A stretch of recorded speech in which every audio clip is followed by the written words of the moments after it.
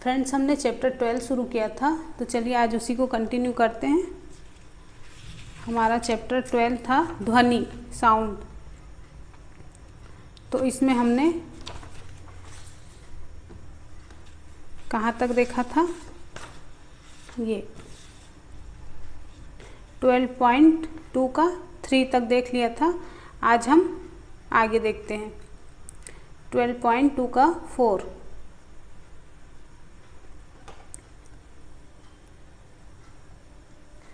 Friends, ये है विभिन्न माध्यमों में ध्वनि की चाल।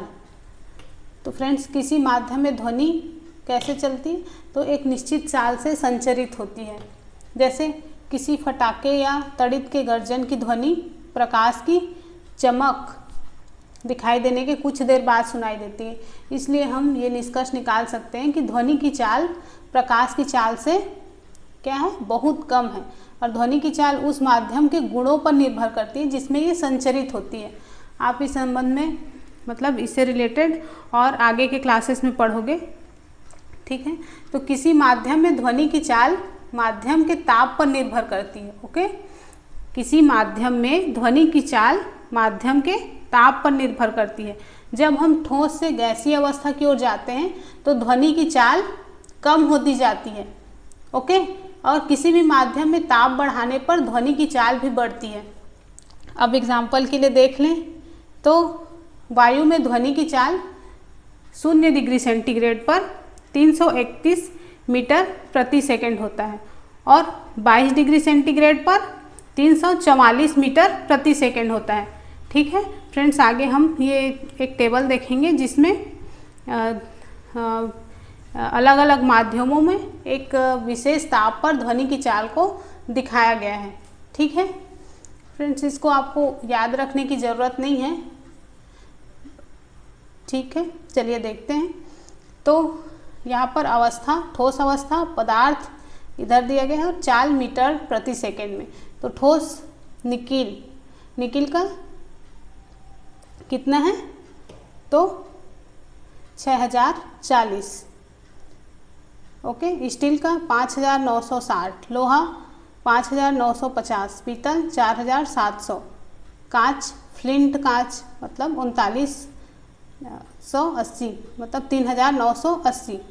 ठीक है, ये मीटर प्रति सेकंड में है।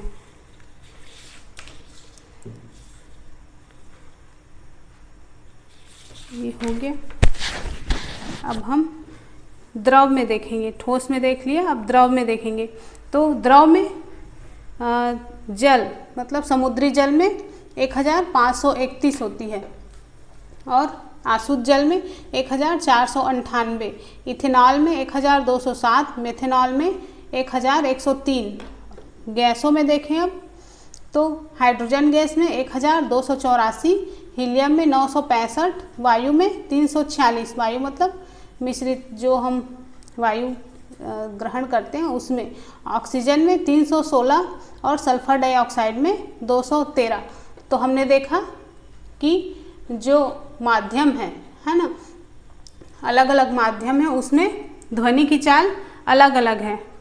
ओके, तो फ्रेंड्स चलिए आगे देखते हैं। ध्वनि बूम। जब कोई पिंड ध्वनि की चाल से अधिक तेजी से गति करता है तब उसे पराध्वनिक चाल से चलता हुआ कहा जाता है। मतलब जैसे कि उदाहरण क्या है? गोलियां, जेट वायुयान। ठीक है, प्रायः पराध्वनिक चाल से चलते, ये सब पराध्वनिक चाल से चलते हैं। ठीक है, जब मतलब सुपरसोनिक बोला जाता है इसको। जब ध्वनि उत्पादक स्रोत ध्वनि की चाल से अधिक तेजी से गति करती हैं तो ये वायु में प्रघाती तरंगें उत्पन्न करती हैं। ओके, और इन प्रघाती तरंगों में बहुत अधिक ऊर्जा होती है और इस प्रकार की प्रघाती तरंगों से संबद्ध वायु दाब में परिवर्तन से एक बहुत तेज और प्रबल ध्वनि उत्पन्न होती है जिसे ध्वनि बूम कहते हैं। ओके, तो पराध्वनिक वायुयान से उत्पन्न इस ध्वनि बूम में इतनी मात्रा में ऊर्जा होती है कि ये खिड़कियों के शीशे को तोड़ सकती है और यहाँ तक कि भवनों को भी क्षति पहुँचा सकती है। ओके, चलिए अब आगे देखते हैं 12.3 ध्वनि का परावर्तन। जिस तरह से प्रकाश का परावर्तन होता है उसी तरह से ध्वनि का भी परावर्तन होता है। ओके, तो किसी ठोस या द्रव से टकराकर ध्वनि उसी प्रकार वापस लौटती है जैसे कोई रबर की गेंद किसी दीवार पर टकराकर वापस आती है। ओके, प्रकाश की भांति ध्वनि की भी किसी ठोस या द्रव की सतह से परावर्तित होती है और परावर्तन के उन्हीं नियमों का पालन करती है, ठीक है, जिनको आपने पिछली कक्षाओं में पढ़ा है। ओके, तो यहाँ पर होता क्या है, तो परावर्तक सतह पर खींचे गए अभिलंब तथा ध्वनि के आपतन होने की दिशा तथा परावर्तन होने की दिशा के बीच बने कोण आपस में बराबर होते हैं। कहने का क्या मतलब है, तो ये तीनों जो दशाएं हैं, है ना, ये एक ही तल पे होती हैं, दिशाएं हैं, मतलब आपतित, परावर्तित और आपतन कोण, ठीक है, ये आपस में बराबर होते हैं। ओके, तो ध्वनि तरंगों के परिवर्तन के लिए बड़े आकार के अवरोधक की आवश्यकता होती है, जो चाहे पालिश किए हुए हो या फिर खुरदरे हो। जैसे कि आप इस डायग्राम में देख सकते हैं, यहाँ पर ये एक मेज है, इस पर एक दीवार है और ये एक घड़ी है, और यहाँ पर हम ध्वनि को सुनने के लिए यहाँ से सुनेंगे, ठीक है। तो इसके लिए हमको क्या करना है, तो ये एक चार्ट पेपर की सहायता से ऐसे पाइप बना लेते हैं और इसको यहाँ पे रख देते हैं, ठीक है। पाइपों की लंबाई जो है पर्याप्त होनी चाहिए और इन्हें दीवार के पास में, है ना, दीवार के समीप इस मेज पर व्यवस्थित कर देते हैं और इस पाइप के खुले सिरे के पास एक घड़ी रखते हैं और दूसरी ओर घड़ी की ध्वनि को सुनने की कोशिश करते हैं। तो दोनों पाइपों की स्थिति को इस प्रकार समायोजित करेंगे जिससे कि आपको घड़ी की ध्वनि अच्छी प्रकार से सुनाई देने लगे। और इन पाइपों और अभिलंब के बीच कोणों को हम माप लेंगे, इसके बीच संबंध को भी देखेंगे और दाईं ओर के पाइप को ऊपर की ओर ऊर्ध्वाधर दिशा में थोड़ी सी ऊंचाई तक उठाएंगे और देखेंगे कि क्या होता है। तो फ्रेंड्स, हमको ध्वनि का परावर्तन हमको पता चल जाएगा, ठीक है। हम इस घड़ी के टिक टिक की आवाज़ यहाँ पर सुन सकते हैं, ठीक है फ्रेंड्स। तो चलिए आगे देखते हैं।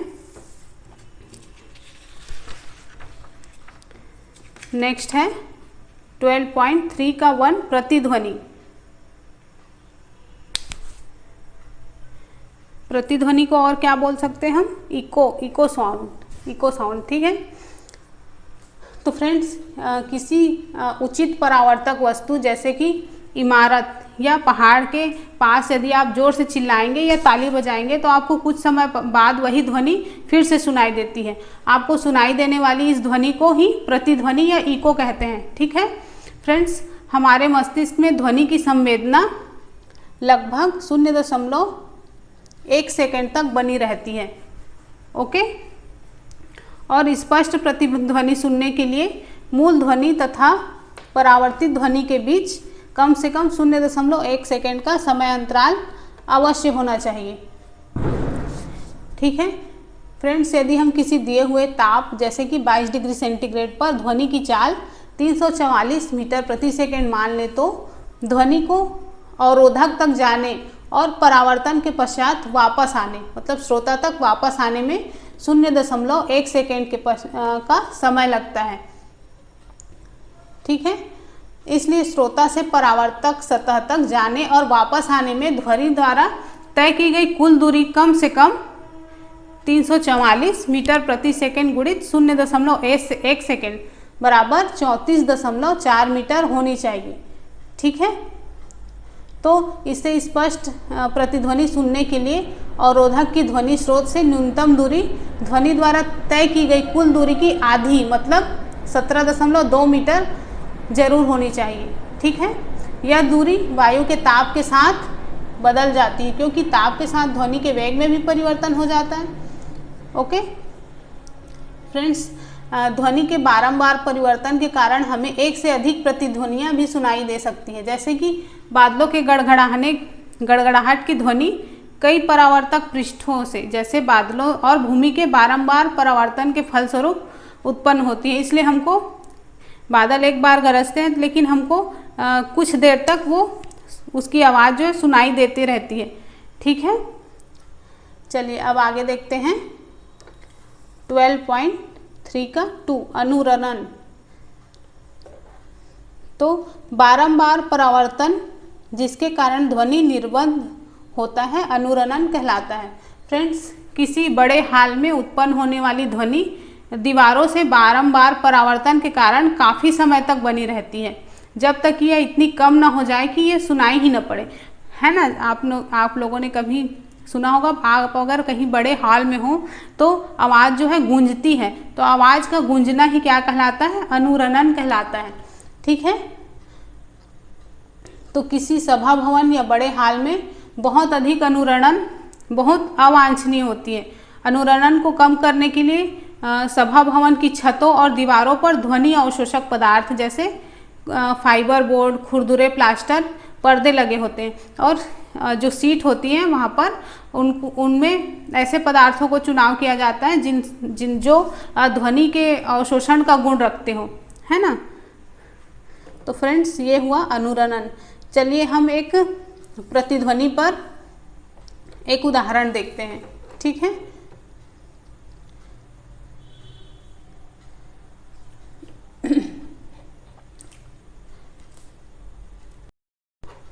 तो प्रश्न है, एक मनुष्य किसी खड़ी चट्टान के पास ताली बजाता है और उसकी प्रतिध्वनि 5 सेकंड के पश्चात सुनाई देती है। यदि ध्वनि की चाल 346 मीटर प्रति सेकंड ली जाए तो चट्टान तथा मनुष्य के बीच की दूरी कितनी होगी। चलिए इसको हल करते हैं। तो ध्वनि की चाल v बराबर 346 मीटर प्रति सेकंड और प्रतिध्वनि सुनने में लिया समय t बराबर कितना है, 5 सेकंड। तो ध्वनि द्वारा चली गई दूरी सूत्र से क्या होगा, v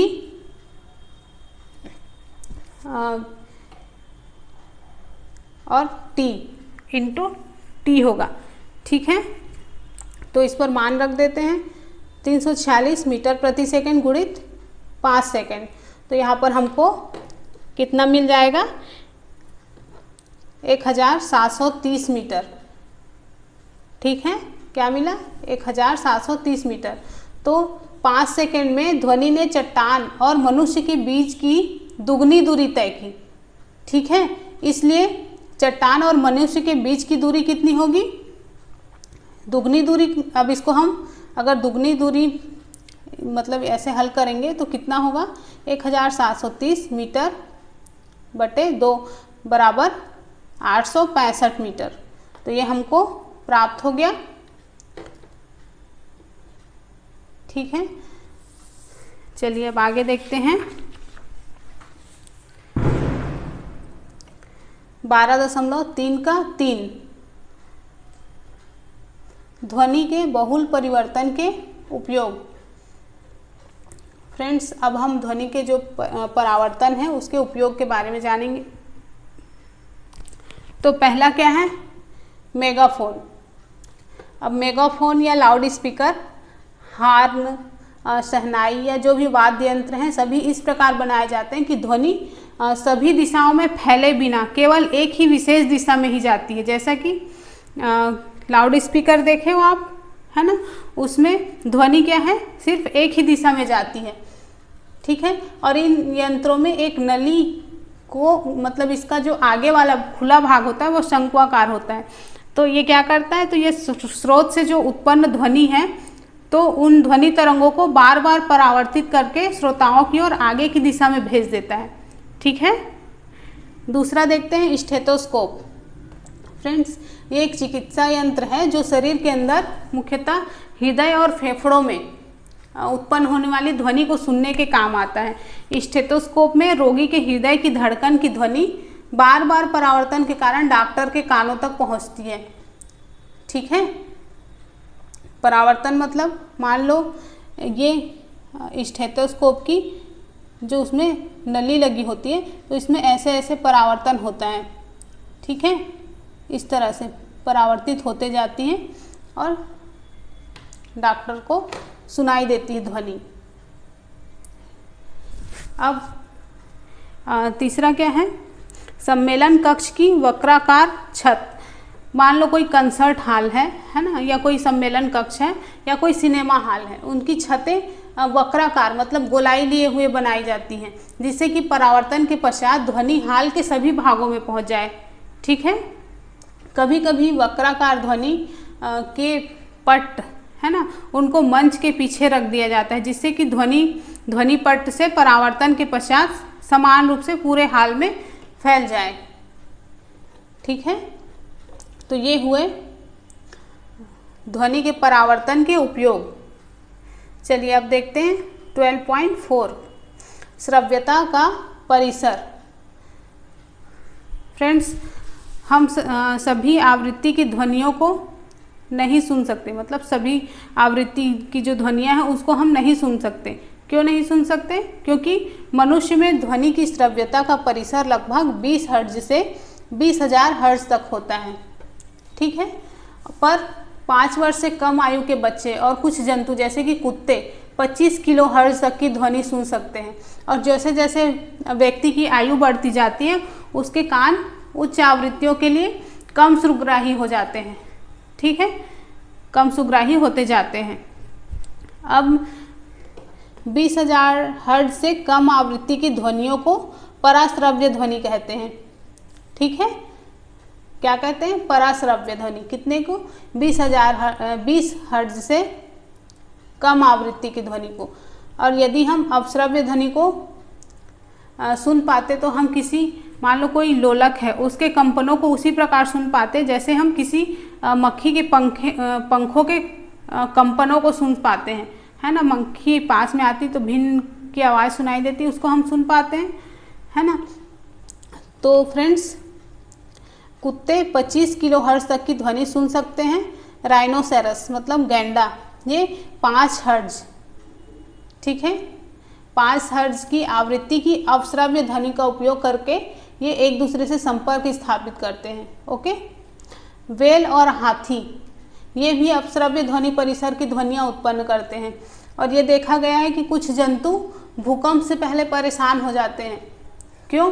क्योंकि भूकंप कुछ मुख्य प्रघाती तरंगों से पहले निम्न आवृत्ति की अपश्रव्य ध्वनि उत्पन्न करते हैं, जो संभवतः जंतुओं को सावधान कर देते हैं।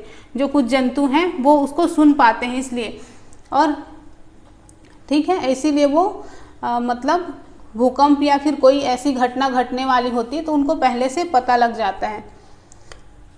चलिए आगे देखते हैं। 20 किलो हर्ट्ज से अधिक आवृत्ति की ध्वनियों को पराश्रव्य ध्वनि कहते हैं। ओके।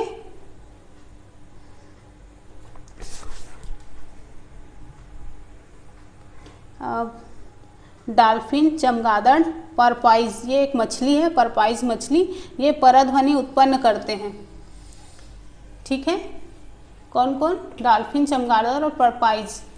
और कुछ प्रजाति के शलभ या मॉथ बोलते हैं जिनको, वो इनके जो श्रवण यंत्र है वो बहुत ही सुग्राही होते हैं। और ये जो शलभ हैं वो चमगादड़ों के द्वारा उत्पन्न उच्च आवृत्ति की ची की ध्वनि को सुन सकते हैं, और उन्हें अपने आसपास उड़ते हुए चमगादड़ के बारे में जानकारी मिल जाती है, और इस प्रकार वो खुद को पकड़े जाने से बचा लेते हैं। चूहे भी पराध्वनि उत्पन्न करते हैं और कुछ खेल खेलते हैं आपस में। ठीक है। नेक्स्ट है श्रवण सहायक युक्ति। फ्रेंड्स, श्रवण सहायक युक्ति क्या होती है? तो जिन लोगों को कम सुनाई देता है उन्हें इस यंत्र की आवश्यकता होती है। ये बैटरी से चलने वाली एक इलेक्ट्रॉनिक युक्ति है जिसमें एक छोटा सा माइक्रोफोन होता है, एक एम्पलीफायर और एक स्पीकर होता है।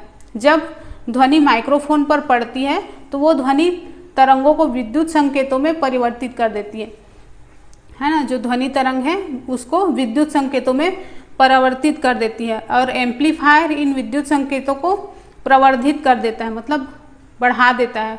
और ये संकेत स्पीकर के द्वारा ध्वनि की तरंगों में परिवर्तित कर दिए जाते हैं, और ये ध्वनि तरंग कानों के डायाफ्राम पर आपतित होते हैं और व्यक्ति को ध्वनि साफ सुनाई देती है। ठीक है, तो ये हुआ श्रवण सहायक युक्ति।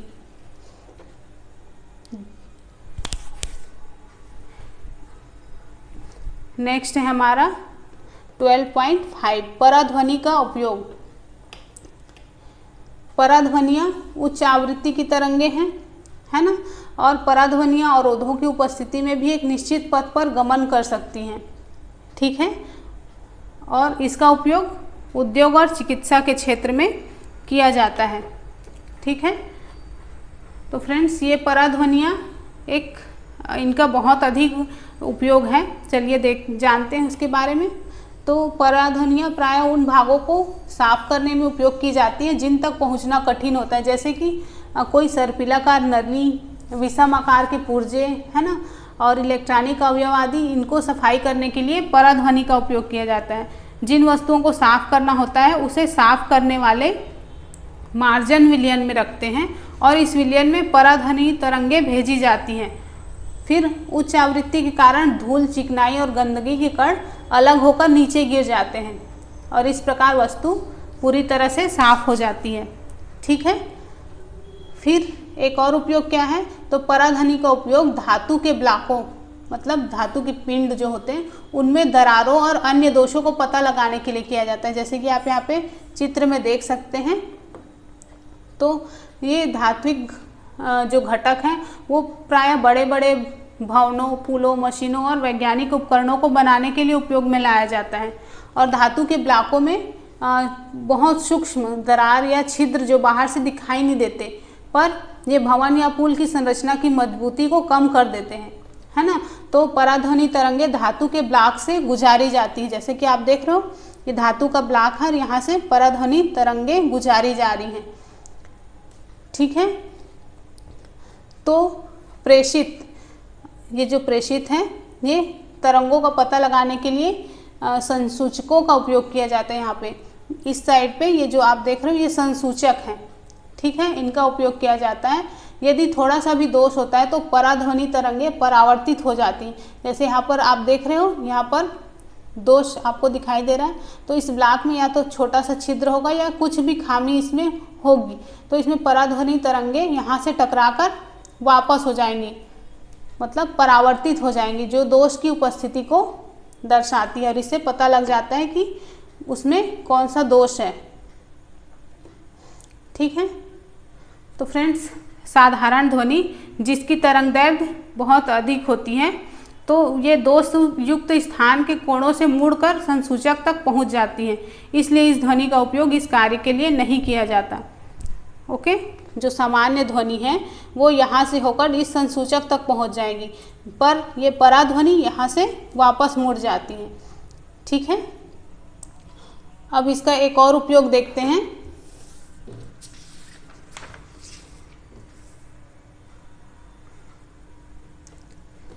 ईसीजी या इकोकार्डियोग्राफी, तो ये क्या है, तो पराध्वनि तरंगों को हृदय के विभिन्न भागों से परावर्तित कराकर हृदय का प्रतिबिंब बनाया जाता है।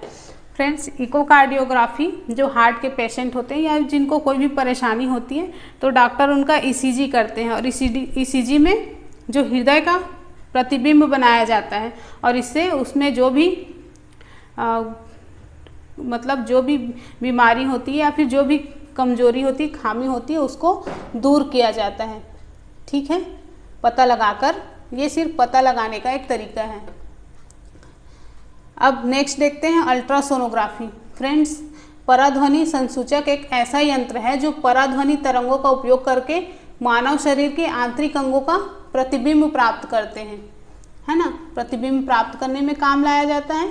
तो इस संसूचक से रोगी के अंग जैसे कि यकृत, पित्ताशय, गर्भाशय, गुर्दे, मतलब अलग अलग अंगों का प्रतिबिंब प्राप्त किया जा सकता है। और ये संसूचक को शरीर की जो असामान्यताएं हैं, जैसे कि पित्ताशय या गुर्दे में पथरी और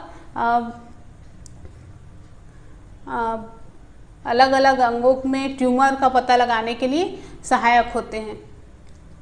इस तकनीक में पराध्वनि तरंगे शरीर के ऊतकों में गमन करती हैं और उस स्थान में परावर्तित हो जाती हैं जहां ऊतक के घनत्व में परिवर्तन होता है। इसके बाद इन तरंगों को विद्युत संकेतों में परिवर्तित किया जाता है जिससे कि उस अंग का प्रतिबिंब बना लिया जाए। ठीक है, इन प्रतिबिंबों को मॉनिटर पर प्रदर्शित किया जाता है या फिर फिल्म पर छाप लिया जाता है। ठीक है, इस तकनीक को अल्ट्रासोनोग्राफी कहते हैं। क्या कहते हैं? अल्ट्रासोनोग्राफी। इसका एक और उपयोग क्या है, तो गर्भकाल में भ्रूण की जांच और उसके जन्मजात जो दोष होते हैं और उसकी वृद्धि के जो अनियमितताएं हैं उनको पता लगाने में किया जाता है। ठीक है, एक और उपयोग देख लेते हैं इसका। पराध्वनि का उपयोग गुर्दे की छोटी पथरी को तोड़ने में। फ्रेंड्स, पराध्वनि का उपयोग गुर्दे में जो छोटे छोटे पथरी बन जाते हैं उसको बारीक कणों में तोड़ने के लिए भी इसका उपयोग किया जाता है, और ये कण जो है वो बाद में मूत्र के साथ बाहर निकल जाते हैं। ठीक है, तो ये हो गया उपयोग।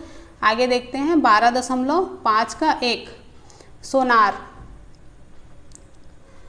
अब ये सोनार क्या है, तो सोनार SONAR sound navigation and ranging से बना है, शब्द से बना है।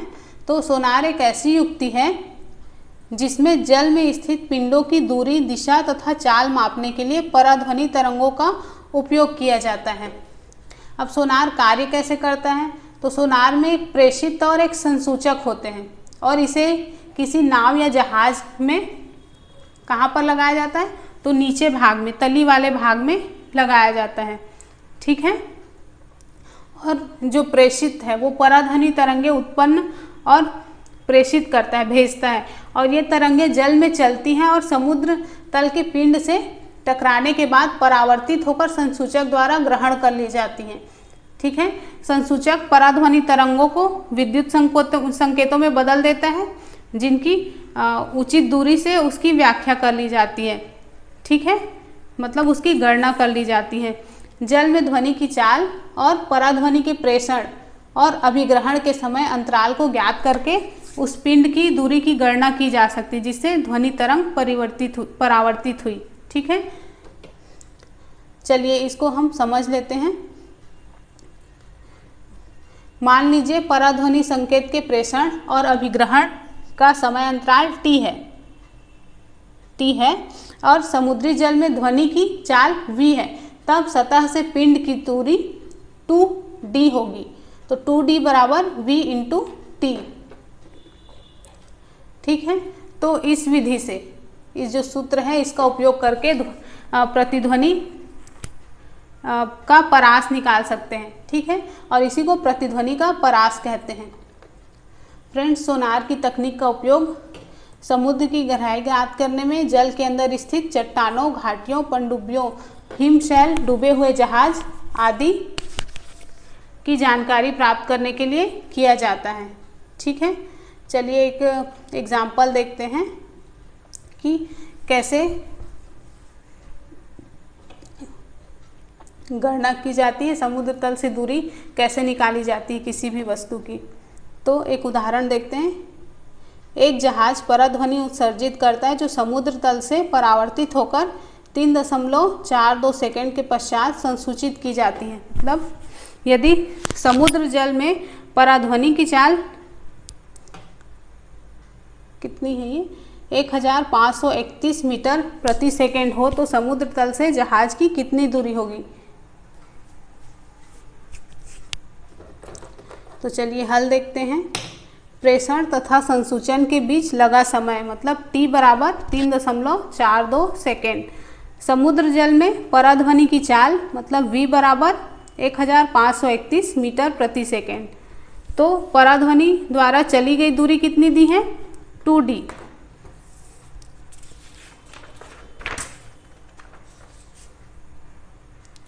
अब यहाँ d क्या है, तो d समुद्र की गहराई है, तो 2d बराबर ध्वनि की चाल गुणित समय। तो ये हमारा सूत्र है, तो इसको इसमें मान रख लेते हैं 1531 मीटर प्रति सेकेंड गुणित 3.42 सेकेंड। तो इसको कैलकुलेट करेंगे तो हमको कितना मिलेगा, 5236 मीटर।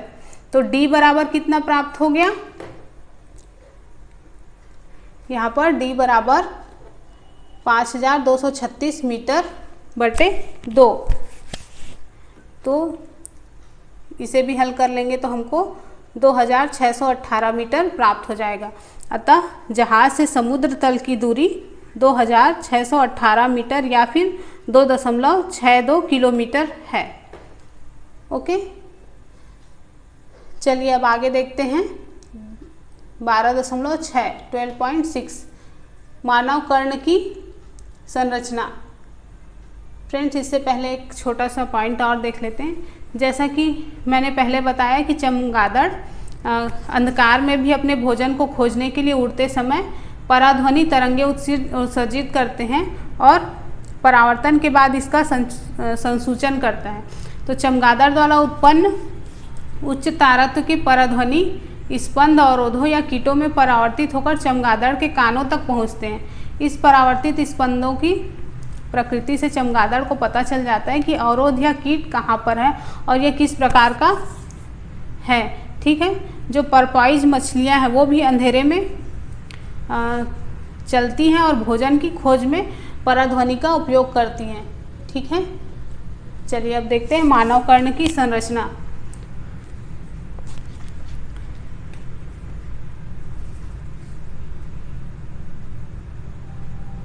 यहाँ पर आप देख रहे हो ये मानव कर्ण की संरचना।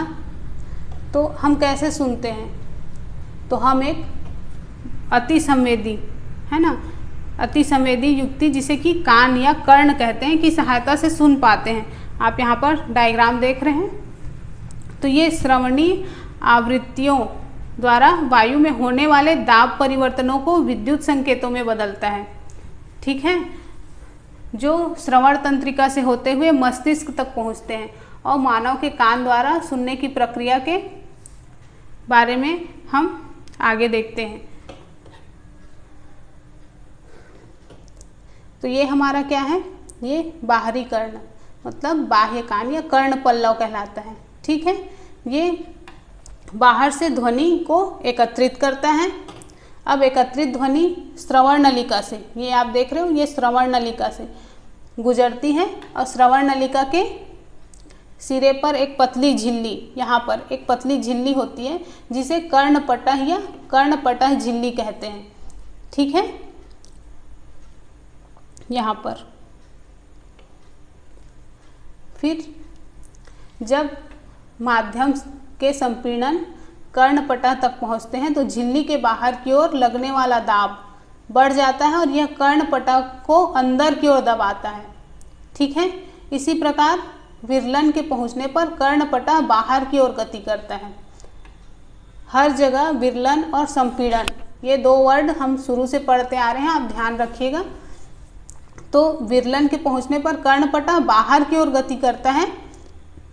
इस प्रकार कर्णपटह पर कंपन उत्पन्न होता है और मध्य कर्ण में उपस्थित 3 हड्डियां कौन कौन सी, स्टेपिस, इनकस और मैलियस, जिसको मुग्दरक, निहाई और वलयक बोला जाता है। ठीक है, इन पर कंपनों को कई गुना बढ़ा देते हैं। ये जो है, ये तीनों हड्डियां जो हैं कंपनों को कई गुना बढ़ा देती हैं और मध्य कर्ण ध्वनि तरंगों से मिलने वाले इन दाब परिवर्तनों को आंतरिक कर्ण, मतलब ये मध्य कर्ण हुआ, ये यहाँ पर आपको मिडिल ईयर दिख रहा है। ठीक है, और ये आउटर ईयर, यहाँ तक आउटर ईयर, मिडिल ईयर, और ये जो आपको दिख रहा है ये इनर ईयर। ठीक है, तो आंतरिक कर्ण में क्या प्रेजेंट होता है, ये आप देख रहे हो, ये कॉक्लिया है। तो इस पर कर्ण कॉक्लिया द्वारा जब दाब परिवर्तनों को विद्युत संकेतों में परिवर्तित कर दिया जाता है और इन विद्युत संकेतों को श्रवण तंत्रिका द्वारा मस्तिष्क तक भेज दिया जाता है और मस्तिष्क इसकी ध्वनि के रूप में व्याख्या करता है, मतलब कौन क्या कह रहा है या क्या ध्वनि है उसको समझने का कार्य मस्तिष्क में होता है। ठीक है, तो ये हो गया हमारा कर्ण की, मानव कर्ण की संरचना। इसके बारे में भी हमने जान लिया और ये कैसे कार्य करता है इसको भी जान लिया। ठीक है फ्रेंड्स, तो यहाँ पर हमारा ये चैप्टर ख़त्म हो गया।